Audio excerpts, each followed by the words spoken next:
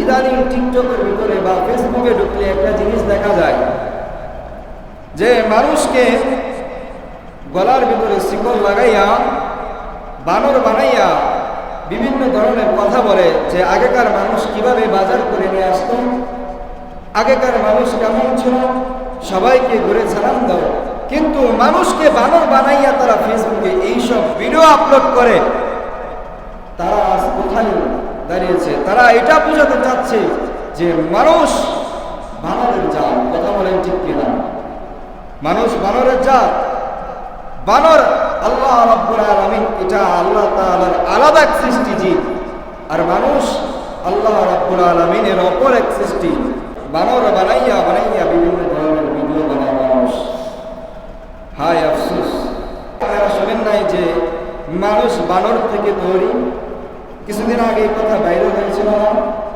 ওই কথার ইহুদি যারা আছে তারা মিডিয়ার মাধ্যমে তুলে ধরতেছে। আপনারা বিভিন্ন ধরনের ফেসবুক বা ইউটিউব টুইটারের ভিতরে ঢুকলে দেখতে পারবেন যে তারা এইসব বিষয় নিয়ে মুসলমানদেরকে হেনস্থ করতেছে যে আসলেই মুসলমান বানরের বাচ্চা ছিল। নাউজুবিল্লাহ পড়েন। আল্লাহ রাব্বুল আলামিন দুনিয়াতে মানুষ বানাইছে, দামি মানুষ বানাইছে। কি বানাইছে? আল্লাহ রাব্বুল আলামিন দুনিয়াতে হাজার হাজার মাখলুকাত বানাইছে। আল্লাহ রাব্বুল আলামিন কোন মাখলুকাতকে বানায়া এই কথা বলে নাই লাকাদ খালাকনাল ইনসানা ফি আহসানি তাকওয়িম।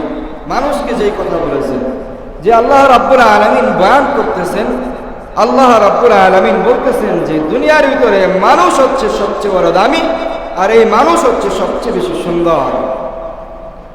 দুনিয়াতে দেখেন, যাই দেখেন না কেন, সব কিছু মানুষের থেকে অসুন্দর। আমরা মানুষ হয়তো মানুষ হতে পারলাম না,